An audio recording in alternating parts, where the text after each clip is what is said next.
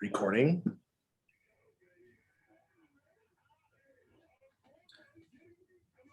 Well, ladies and gentlemen, we are back once again.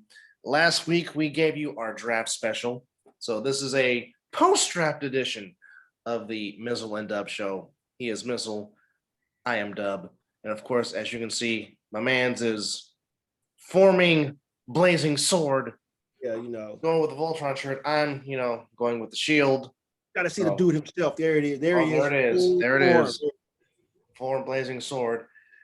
And I gotta tell you, this draft was very intriguing.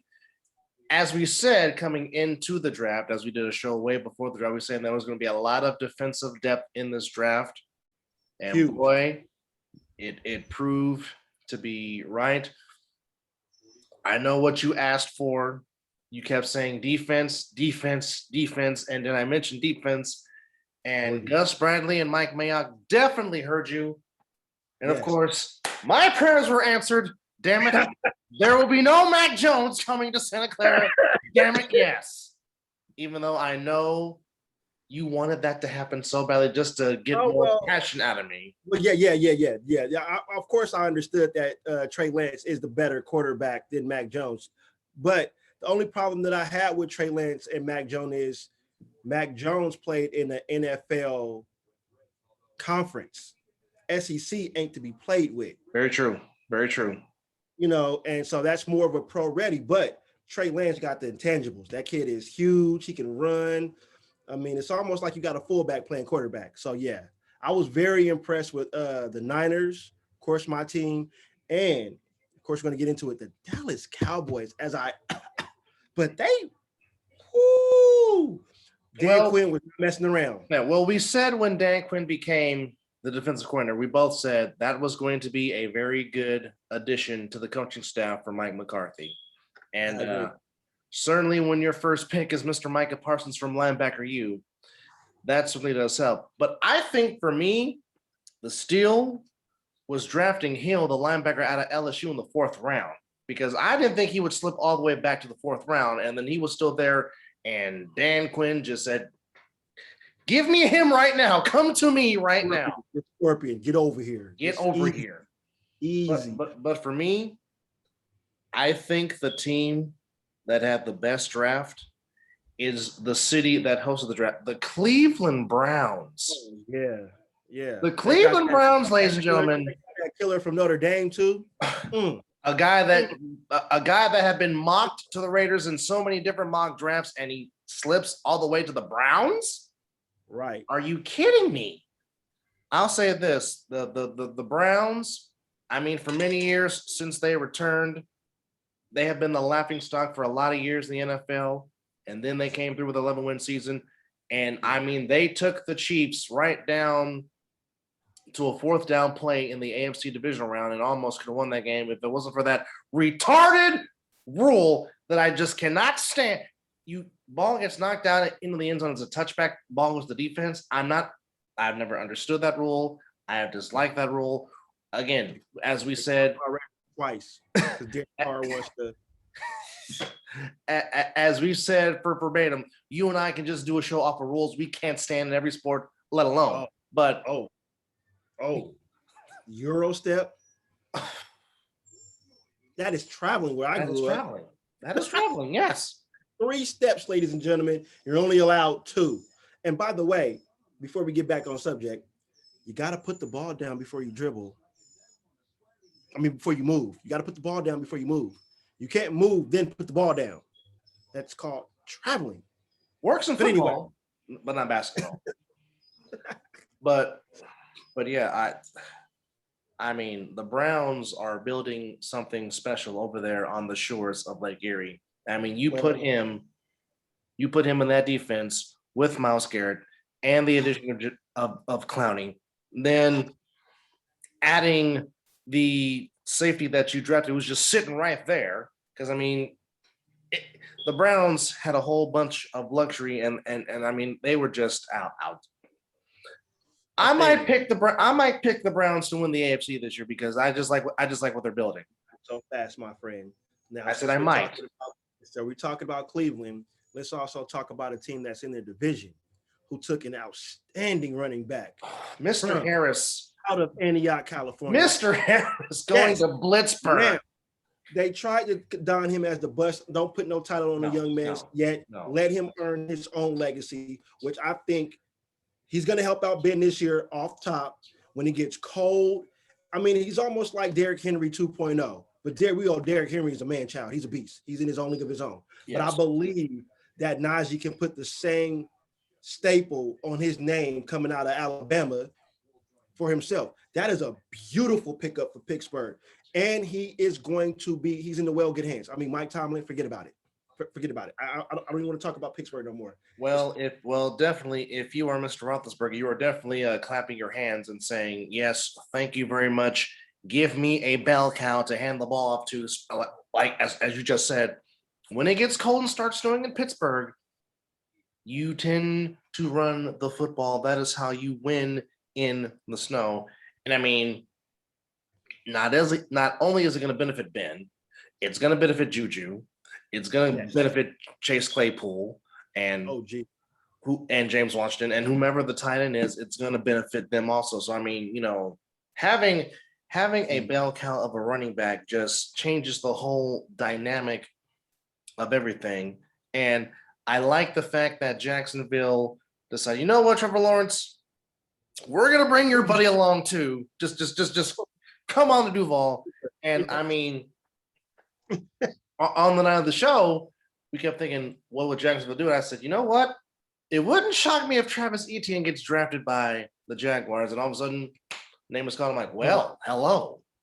But that certainly will help take the pressure off of Trevor Lawrence because he's going to be under so much pressure to try and bring Duval back to accountability and respectability. But we shall see how Urban Meyer does in his first go around in the NFL as a head coach. And credit must be given where credit must be due. Now, of course, I'm not too fond of Alabama, being the fact that I am a hunker down between the hedges Georgia Bulldogs fan. But them and the Ohio State University, 10 players selected from those historic respective programs in college football. You just have to give Saban credit. You have to give Ryan Day and his predecessor, Urban Meyer, credit because all they do is just continue to produce talents and they bring the NFL. And a unique thing was for the first time in 80 years, a player from Michigan State was not drafted. That's a long. Michigan State for the longest time had always had one player drafted, and that streak came to an end, which is quite shocking. Right in the first. Oh, you said Michigan State. Okay, excuse me. Michigan State, yeah. Somebody got okay. Wow. No, but Miami continues their streak of having at least somebody drafted in the first round. I do like Gregory Rousseau going to the Bills. That's only going to help Bills Mafia, and that's only going to help McDermott just bring the talent out of him. But I know people were skeptical about your team drafting Lockwood from Alabama, but if you've seen the tape on this young man moves people. This young man is a mauler. Do you know what that just does for Josh Jacobs right now? Gives him a bigger hole to run through. Bigger holes to run through. He moves, he literally moves people. And the thing is, I know they say he started on the left side, which we got our left tackle. Colt Miller ain't going nowhere. We got him locked down for 5 years. Boom. Now, he also has played every darn near position on the line. Now, can you imagine if he comes out like Colt Miller? You just lock down your left and your right side. Derek Carr is just fine. Now work on your interior. I know we still got Rich Incognito, which is fine. We signed Denzel Good. I was hard on the pick at first too until I went to YouTube and did my research, and the kid just is an animal. Well, not to mention you also drafted a center, Morrissey, out of Pittsburgh. Well, I mean, and that is the GM's alma mater. He is a Pittsburgh Panther. Oh well, if you should have seen when he announced the pick, he threw all the accolades out there. So yeah, I'm very, very impressed. We went defense. We got the safety that I was knocking the door on. Oh, yes, Mr. Morick from TCU. Yes, indeed. And the linebacker they got from Virginia Tech, he's going to be nice. I'm just Diablo. that was Gus Bradley. Gus Bradley was day two, and they filled every void that was needed on that defense.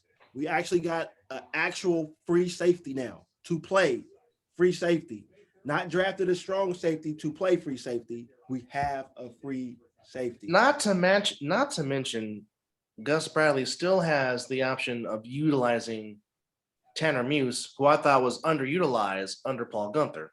You have him still out there. He was hurt all year, so Yeah. he got hurt in training camp or something. So he rode the IR all year. So I just told little brother that about him, like still got him, and he was a animal at Clemson. So what we do have is a lot of hybrid rover players. So Yes. I could think we're going to be using a lot of safeties in the box. Well, you know how Gus Bradley likes to be versatile and likes to use versatility in his style of defense. Well, turn Jonathan Abram or Maury to Derwin James, and I'll be happy. I'm good with that. I mean, I trust his defense more than I trusted Gunther defense. His defense work. His defense has been in the top 10 since he's been a defensive coach. So, and his defense gets turnovers.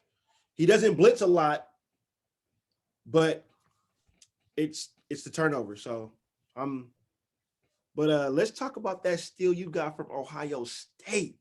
Trey Sermon. I was not expecting that at all. Like, I'm thinking, okay, got the quarterback, I'm good. But Right. then I thought the pick of Aaron Brooks from Notre Dame was outstanding. I text you as soon as you drafted that. I was like, oh my goodness, that was I mean, you can plug him in. I mean, you can plug him in right to Mike McGlinchey right now on the right side, and then your whole line is set if he doesn't beat out Daniel Brunskill for the right guard job, because right now, as it stands, Brunskill will be the starting right guard, even though I thought Brunskill did an outstanding job playing center, even though he never played center. But now you got an all-pro Alex Mack to play center. So in a sense now, the right guard spot has been an issue since Mike Person retired. Yes. And then you just draft that guy. But yeah, I was not expecting Trey Sermon to just, in a sense, fall into your lap. And I mean, didn't he fall in your lap? I mean, it's good having Jeff Wilson Jr. and it's good having the home run hitter in Raheem Mostert. But I mean, if you want to know about Trey Sermon, just watch the Big Ten championship game against Northwestern when he ran for 331 yards. And then he has a meme of his face. So the kid can play some football. I mean, yeah. Kyle Shanahan got a toy right there. Yes, he did. But let's not stick on our teams the whole time. Let's talk about the second overall team that took Zach Wilson. The Jets drafted spectacular. Yes, they did. Yes, they did. From top to bottom, every pick, it was solid. You can't say nothing bad about each player that they took in their draft. No, a good cast. Yes.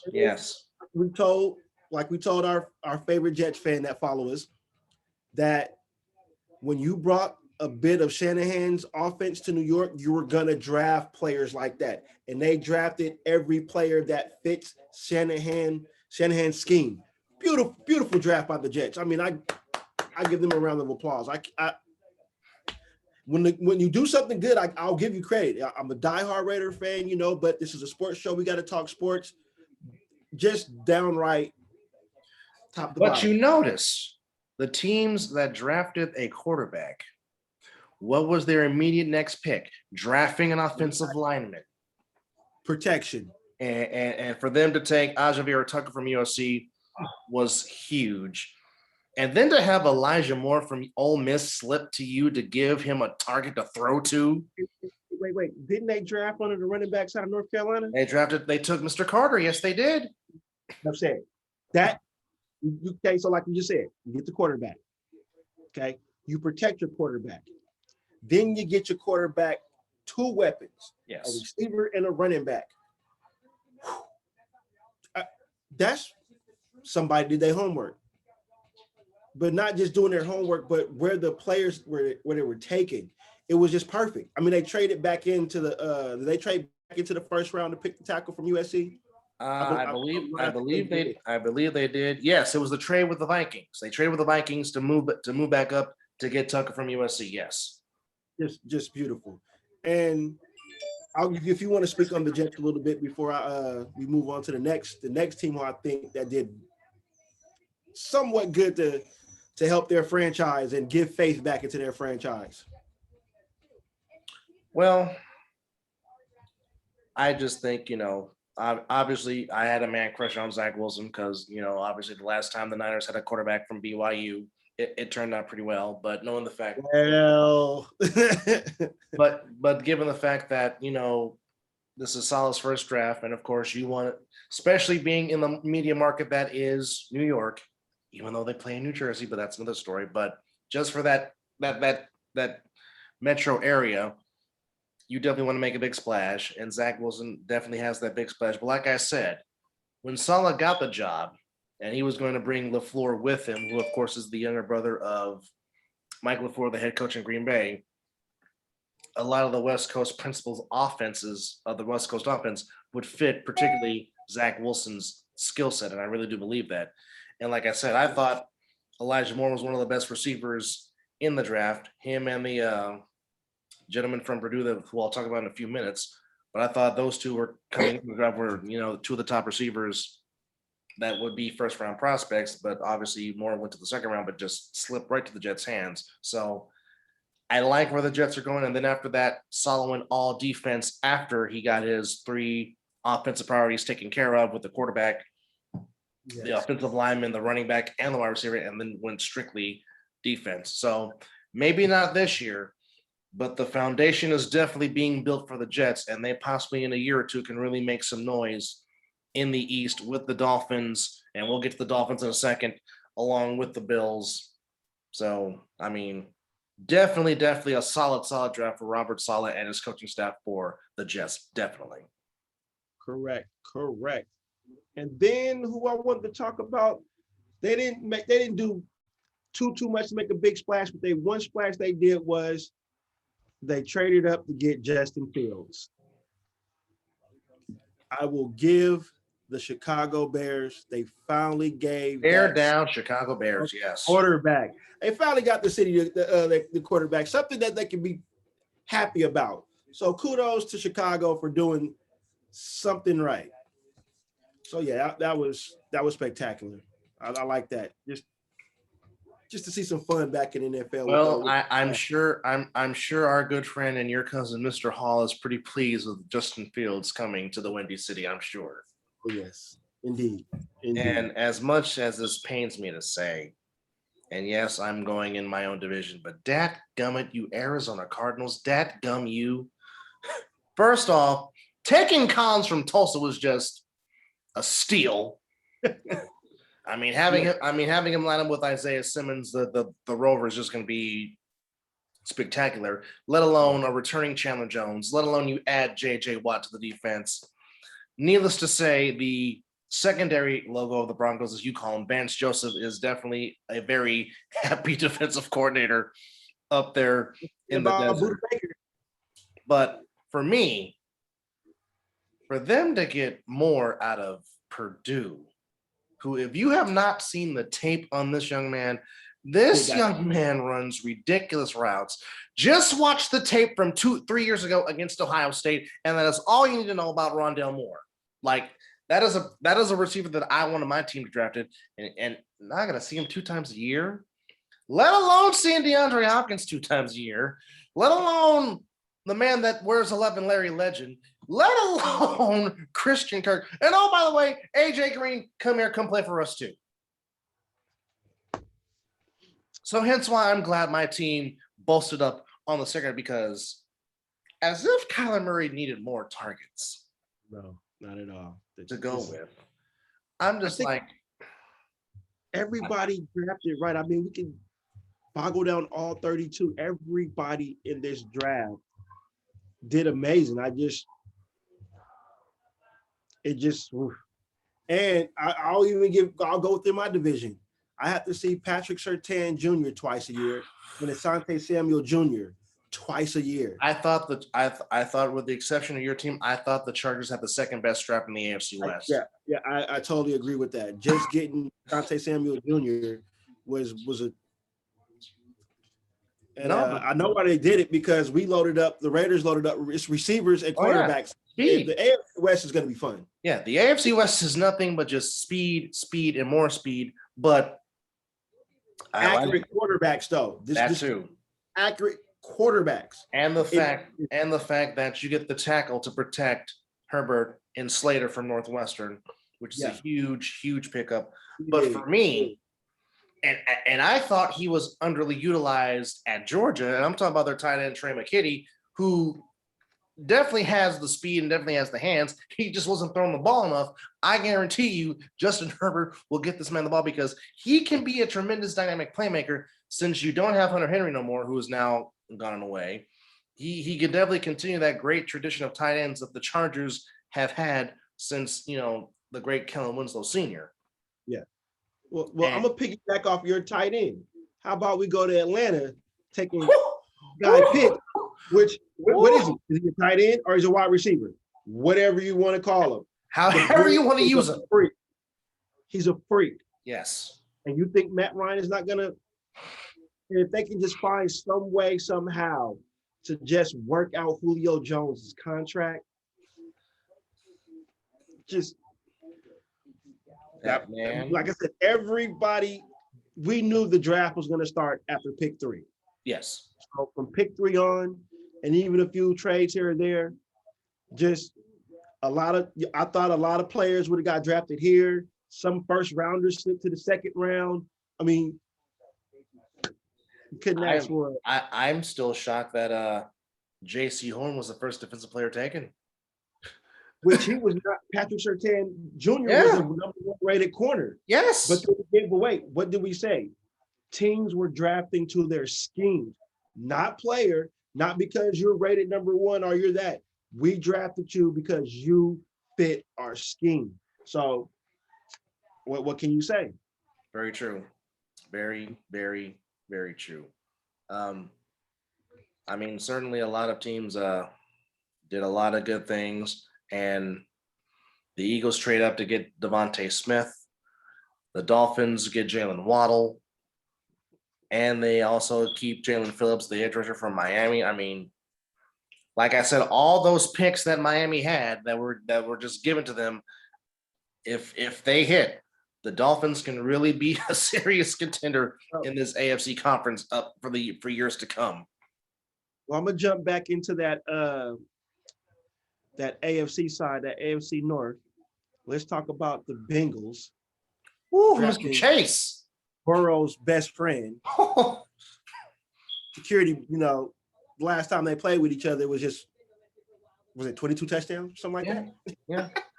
But also, I think one of the picks I like for Cincinnati is Mr. Osari from Texas.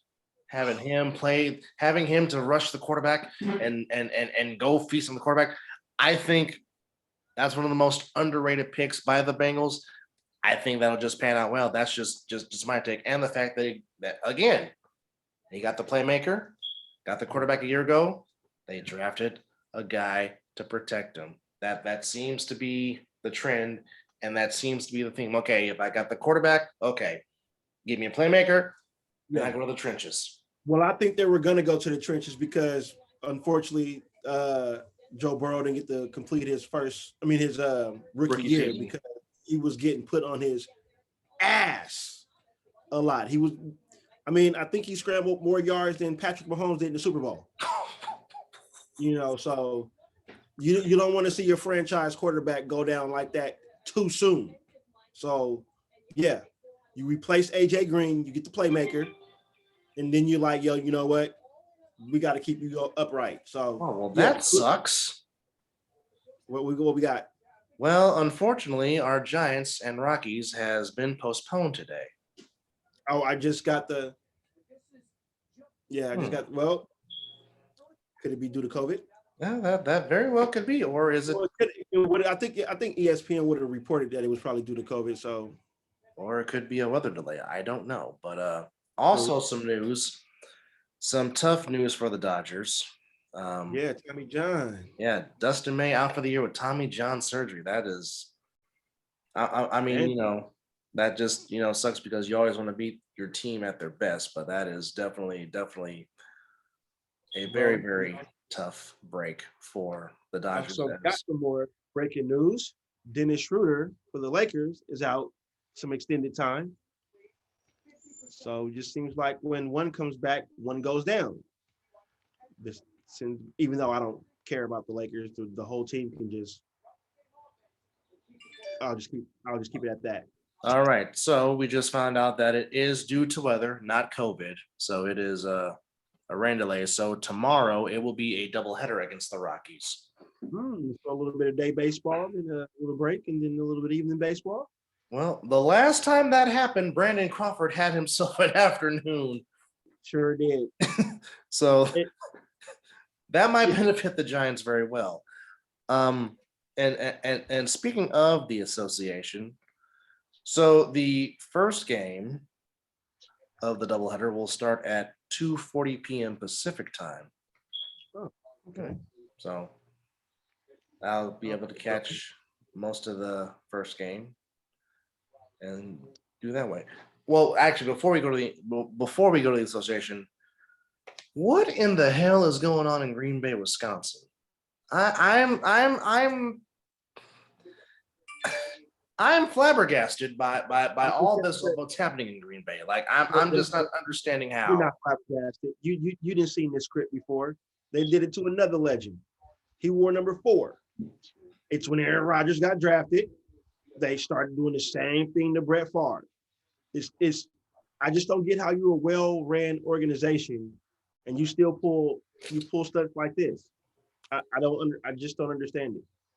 Well, for one thing, unfortunately, Ted Thompson's not there anymore. Rest in peace. Because this certainly would have not happened if Ted Thompson was still the GM.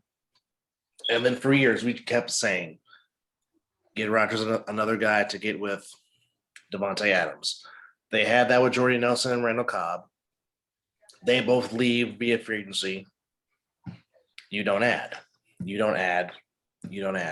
Then, but we'll draft a replacement. But then you draft Jordan Love. And I mean, over the last 5 years, 3 times the Packers have been in the NFC Championship game. They lost to the Falcons in 2016, lost to my Niners 2 years ago, and this past season lost to the Packers and Tom Brady. And again, the consensus was get somebody to complement Devontae Adams.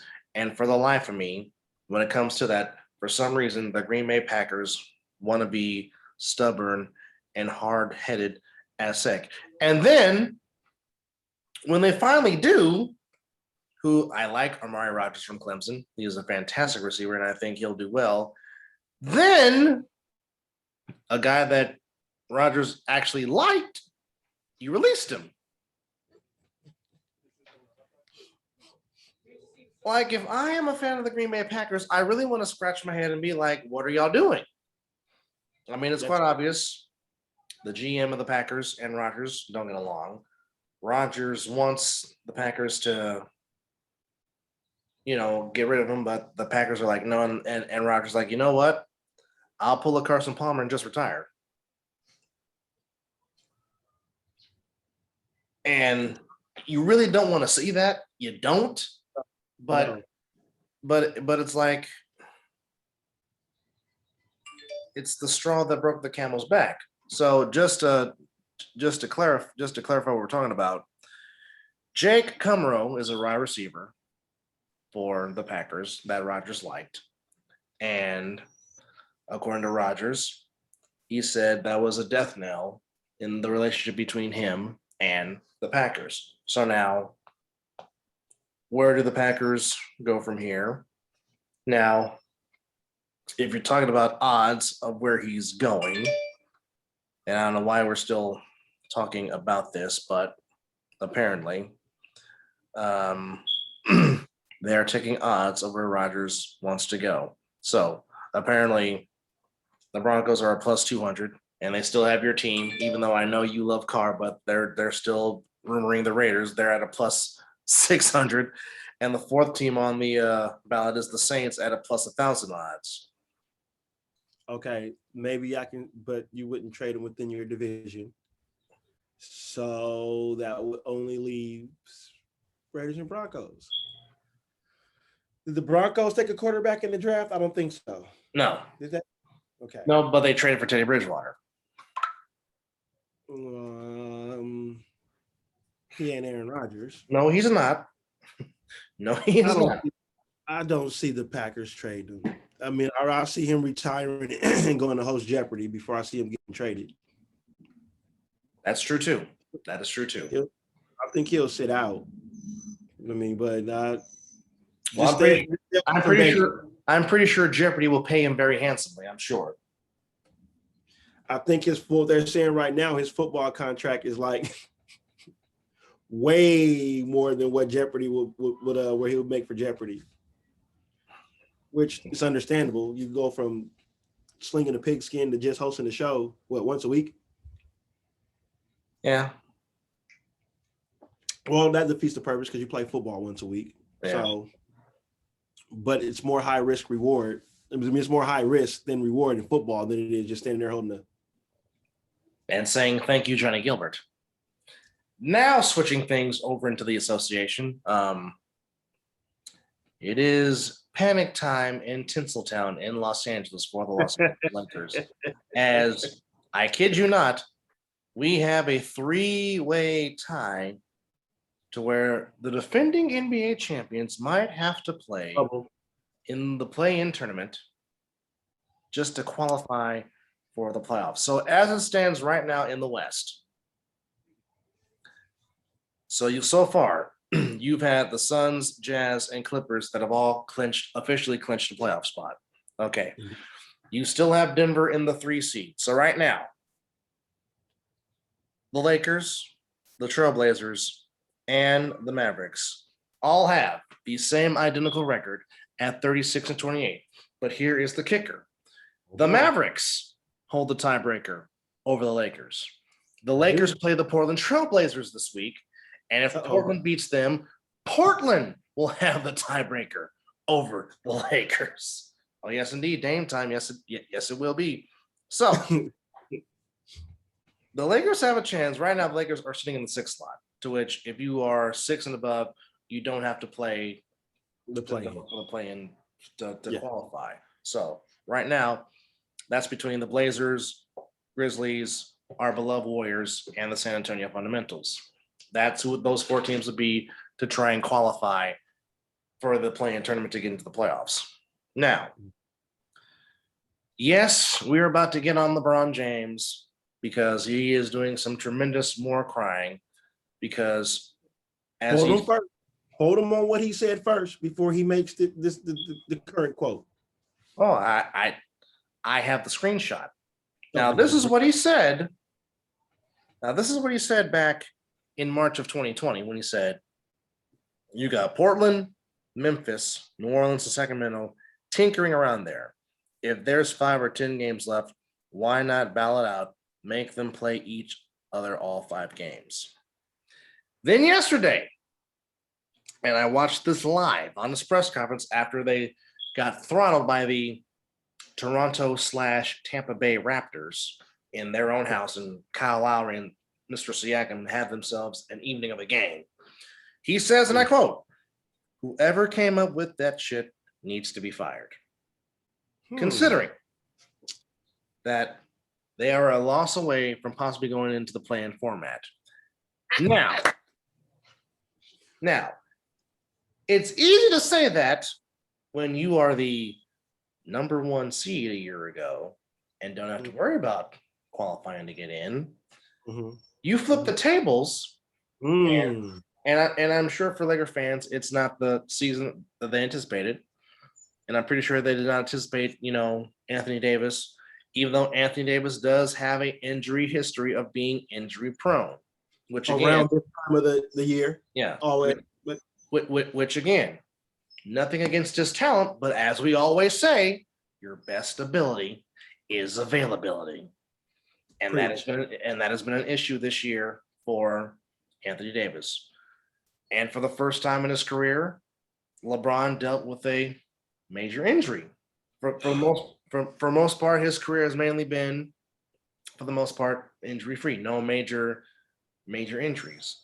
But then I asked this question, and you remember me asking you this. I said, will LeBron end up with the same fate as Kobe? And I said it because for all those extra tax minutes that Kobe played, Kobe's body finally gave out on him at the end. And I kept saying, is LeBron going down this same route? Because again, you've had a high ankle sprain. It hurts. I've had one playing ball. It hurts. It is not easy. No. It is not easy to try and play with. And the best thing for you to do is to get rest. Yeah. Now, him coming back, obviously he's looked a little lethargic at times because he's not back in, game shape. There's being in shape, and then there's in shape. Yeah. And nothing can get you into game shape other than playing in games. Now, my thing is this. Me being a Warriors fan, I hope they get in the play-in tournament. Just so they can be taxed and get eliminated in the first round, and I'll be happy, E-I-E-I-O. But from a basketball perspective, is it safe to say that there's a little chink in the armor with the defending champions of basketball? Well, could it be what happened with the Warriors? Too much basketball? You know when you're constantly, I guess the thing when you're winning, you go backwards. But LeBron has been playing a lot of basketball since he's been in this league. And he's been to the finals damn near almost every year he's been in. So it's wear and tear, man. But you can't tell an athlete that, you gotta saw off your leg to tell us not to play basketball. I mean, I think if Kobe could have played a little bit more when he fell down and tore his Achilles and he had to shoot those free throws, you think if he didn't have to get off that court, But let's just see when LeBron gets back in game shape. I'm not going to be too hard on him right now because, he's been out a lot of time. So I'll hold judgment, but I'm more hard on him about the comments he made. Bro, stick to your comment. At first you were liking it. Now that your team is in the position to be in what you just said, if a team was in this situation, let them do this. So, I mean, all you got to do is win, and you won't be in this situation. That's what it is. I agree 1,000%. Don't just go on what you're saying because, like we just said, I'm for it a little bit because it gives us more basketball. But then again, I'm not for it because you don't get that dominant 8 versus 1. And like you said, we know about an 8-1. We witnessed it. We've seen what an 8 seed can do to a 1 seed. It happens more often than you think. Exactly. So I'm interested just to see with the this setup. But yeah, let's hold off judgment on LeBron until he gets back in game shape because when the man's in game shape, he is one of the most dominant players in the NBA. I think him and Giannis are just man beasts on the court. Joel Embiid can be the same way, but he decides he wants to shoot 3-pointers like he's a small forward. Bro, get your big ass down there. That's all I need you to do. But but let's hold off. Let's see how the rest of this plays out. And then even if they get to the play-in, I will still reserve judgment until LeBron is 100 because when he gets that determination in his mind, he's going to the rack. You're not stopping him. Period. But I dislike what he just said though. But I'm loving the basketball, how it's being played because everybody has something to play for now. There's no that it's getting toward the end of the season. We just show up to play a basketball game. They've made it more interesting for teams to continue to play no matter what your record is. So I get what the purpose of it is, but it's just I don't know. But kudos to the Phoenix Suns for now having the best record in the league. But you and I both said, and we said this way before. Well, even before they traded for Chris Paul, yeah, we said the momentum that they had in the bubble going undefeated, that was going to translate over into the season. And then just adding Chris Paul just put the icing on the cake for sure. Well, if you have a right coach and you take that and when you have your team meetings, you continue to bring that up. You don't let that fall. Like, you remember what you guys did in this situation, how that felt. Okay, now let's just take this into the regular season. When we get a regular season back, remember that feeling. And then you just go ahead and get a floor general who already knows that feeling. And I think we said this in one of our previous shows, that wherever Chris Paul goes, their winning percentage just skyrockets. Yes. And they get into the playoffs. Yes. They may not get to the finals. They might be on the brink of the finals, but Chris Paul gets his team to the playoffs. Agreed. Maybe he got the right formula with the Suns, but the Suns have been playing good basketball. Just all around, they earned to be the number one seed right now. I mean, it was Utah for a moment, but Phoenix just kept playing. It just kept playing, and that young talent is just. Whew. Well, you knew Chris Paul was going to bring it out of DeAndre because, I mean, the talent was there. Yeah. But sometimes it just takes that junkyard dog to bring it out of him, and Chris Paul is that junkyard dog. He plays like he's 7'2". Yeah. And he don't care who he'll go up against. And that's how you want your point guard to be. You want your point guard to be a dog. And the league won't be the same when Chris Paul retires because it's fun with him. Yes. It's so fun with him. So yeah, I would love to see the Suns go far. Just don't play the Warriors. Well, we've always said that would be nothing but just 120 to 120 if the particular style of those two teams ever met in a 7-game series. Even though with the Warriors playing defense, because they are a defensive-minded team when it comes to the scheme of things, but you won't stop Booker. Chris Paul gonna get his. Curry gonna get his. That would be one ride. But I would need Clay in that. Yes. It just won't be fun without Clay. Yeah, you need Clay in that scenario. You need Wiseman in that scenario. It's like if that series were to happen, you want both teams at their peak and at 100%. That's what you don't. That's what you series like those you dream of. Oh yeah. Just prepare. I don't want to toot all the way to the future yet, but I'm telling you, once number 11 get out that bubble and he get back on the court, when that first three go down, just continue to feed him.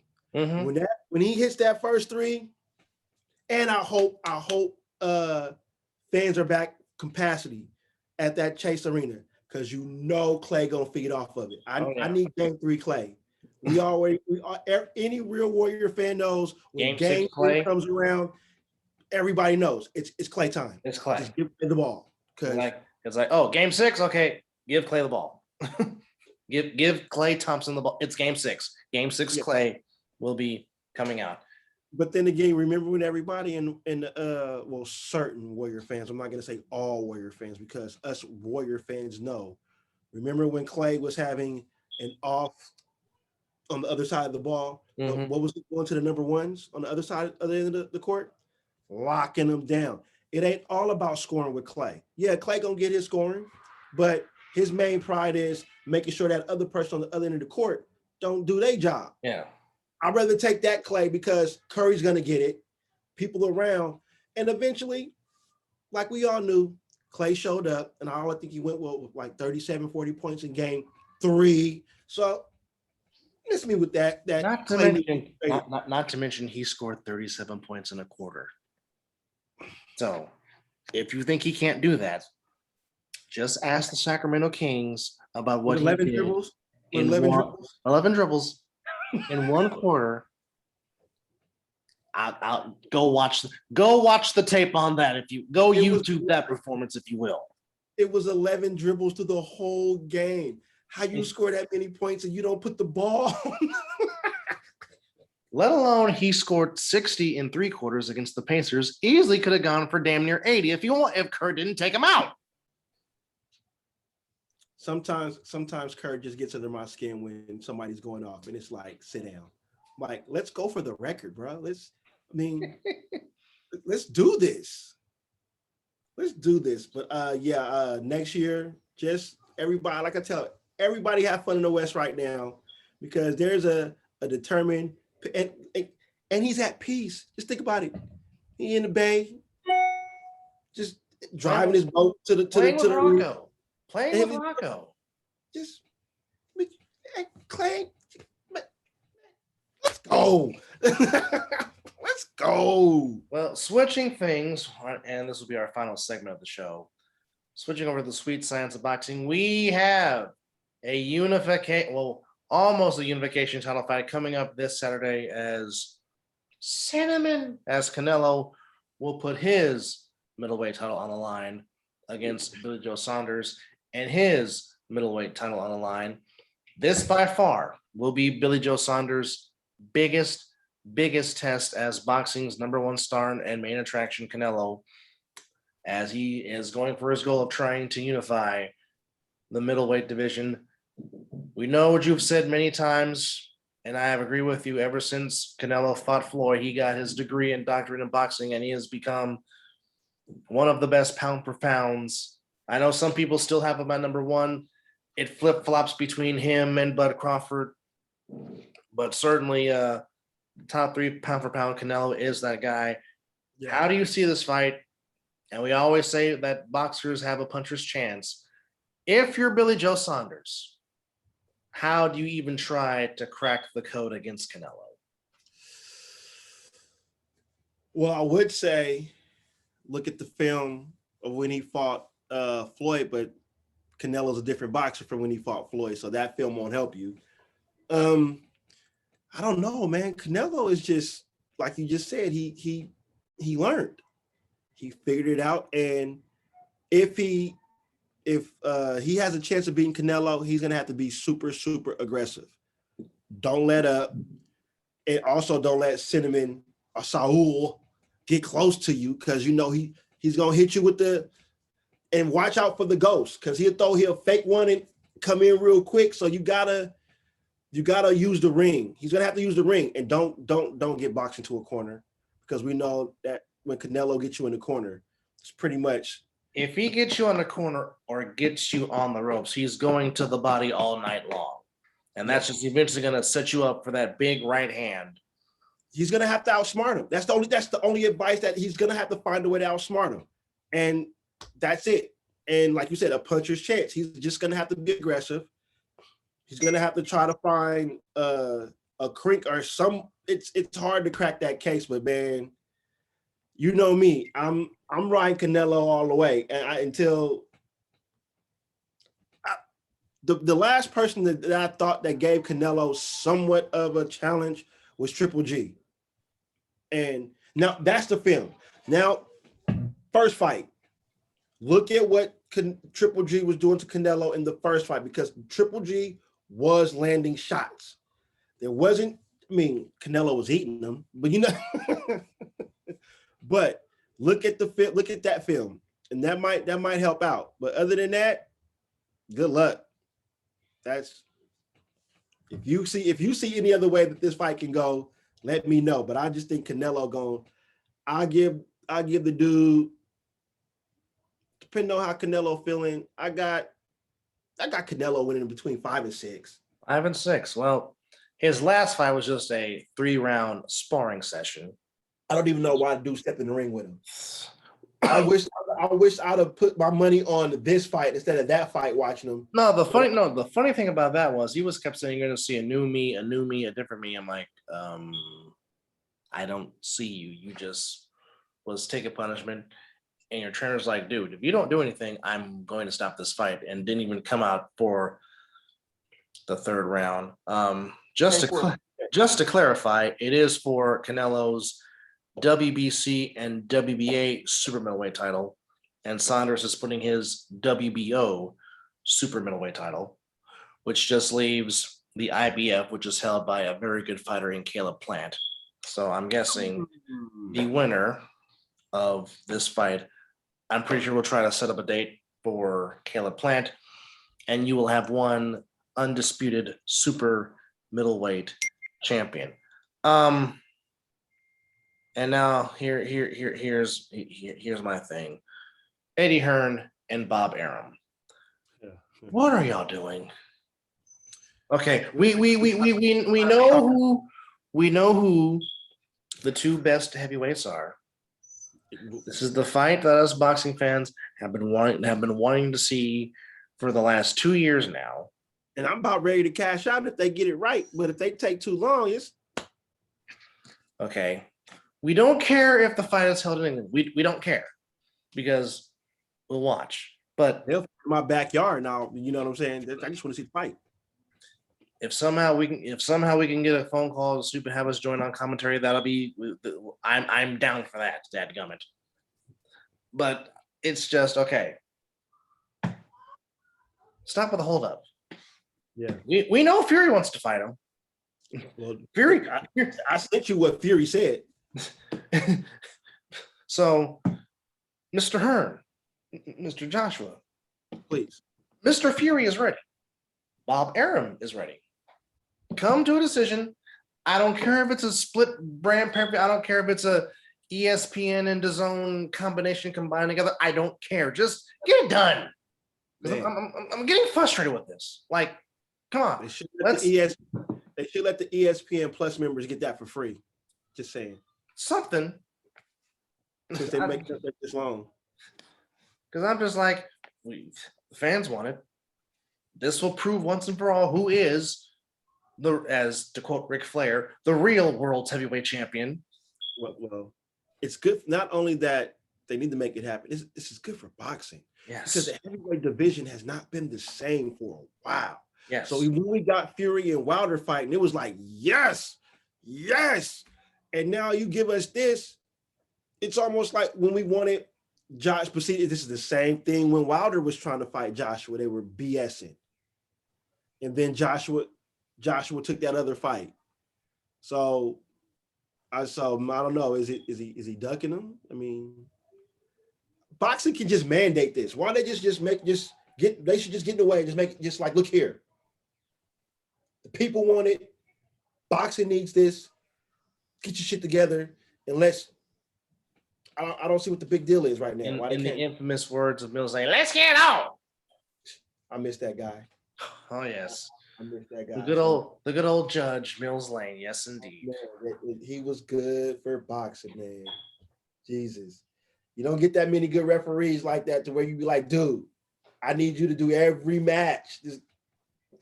But yeah, they need to find a way to make it happen because boxing is super, super needed with the heavyweight fights because they've been giving us some good super middleweights.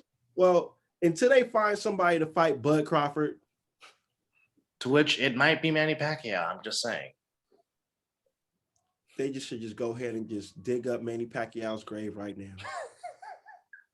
If that's his retirement fight, if he's trying to find a way to eke himself or needs to do I need to retire? Just go ahead and take that Bud Crawford fight because I don't think Pacquiao is ready for that type of style that Bud gonna bring. He gonna.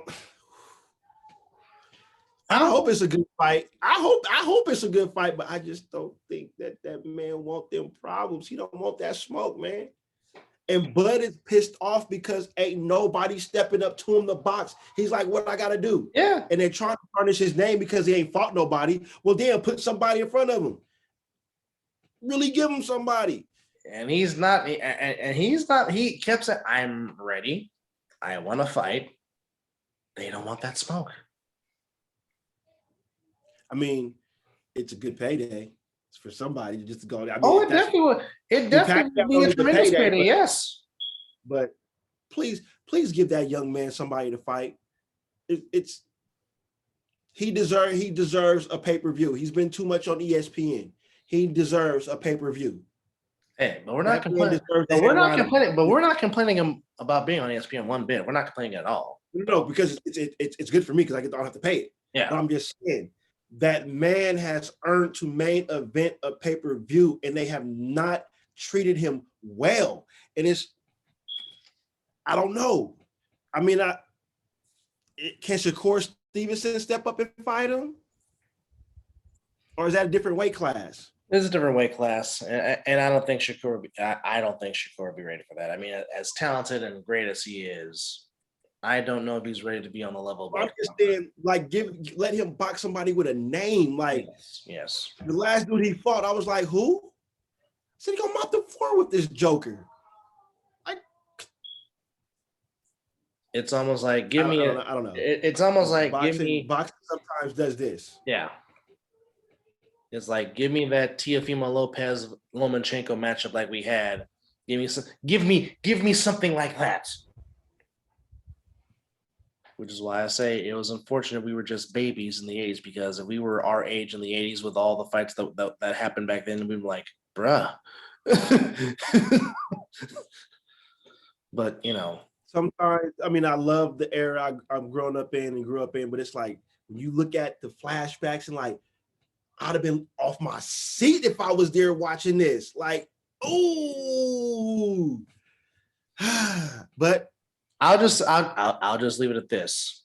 If you and I were our age when Hagler Hearns happened, we would have been running laps wherever we would have been at after round one. I'm just saying.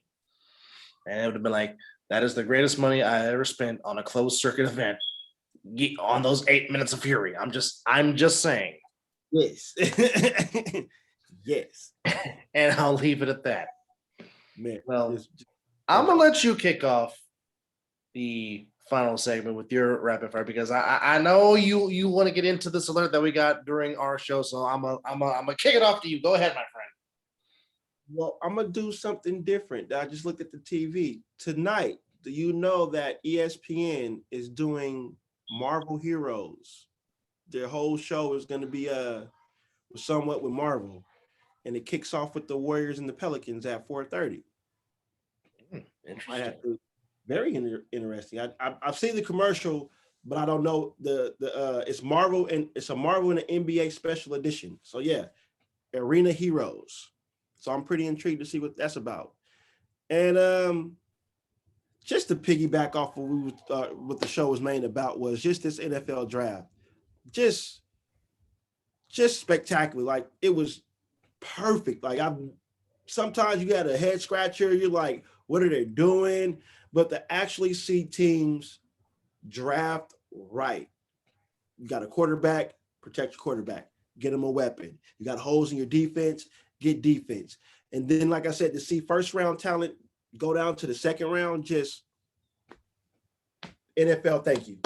Now that I can't wait, somebody is hitting somebody. Well, it will be here sooner than you think, but I'll just touch on the subject. So while we were doing the show, we always try to update you on live alerts that we get. And then we got an alert. And we're both just looking at this alert, and we're just both saying, why? So as you may know, Logan Paul and Floyd Mayweather are going to do a exhibition on June the 6th in Miami. And even then, we were like, why? And then the part of me is just like, I really hope Logan Paul just knocks Floyd the fuck out. But I might want to see that. But I digress. Then to find out that Chad Johnson, Ocho Cinco, ladies and gentlemen. Yes. Ocho Cinco. 85, the former Cincinnati Bengal, says, I'm going to fight on the other card of this Mayweather Logan Paul June 6th undercard of Miami. And I'm just sitting here just like, Chad, why? To pull a Chad Johnson, child, please. Like, I'm just like, why? Okay. I mean, do we need to have someone look like Nate Robinson all the damn time in these exhibition fights? Low blow. Low. I'm Wait, sorry. wait. Since you went there, can we get Snoop Dogg to do the commentary? Oh, I'm pretty sure he is, if he's not already. No, wait, this ain't a Triller thing, right? I don't know. Well, since we're on the subject of why, and this will end it, since you brought me back to boxing, just brought this up. Mike Tyson, ladies and gentlemen, has announced that him and Lennox Lewis is going to fight. Is anybody interested in that? I kind of am, but it's like, why? I saw you fight Roy Jones Jr. It's still there, but Lennox Lewis, you're not going to get close to him. Yeah, jab, jab, jab, jab. But is it intriguing? Yes. Is What's there a Mike slight Tyson? chance? Is it a slight chance that I might get it? But then I'll be mad because what if Mike Tyson just goes in there and just get that old man a swift uppercut because Mike's been training. Yes. And Lennox falls. Then I'll be mad that I missed it. So I don't know. Stay tuned. And just one more alert: Stephen Adams, aka Aquaman, as my close friend once calls him, he will not be playing for the Pelicans into the worst night, nursing a toe injury. That's good. But that helps out because that man is instant rebounds. Oh, yes, he is. Yes, he is. Dear Lord, got to box him out all the time. Well, ladies and gentlemen, as always, thank you again for tuning in and watching this show that is the Mizzle and Dub Show. We always appreciate your support and feedback.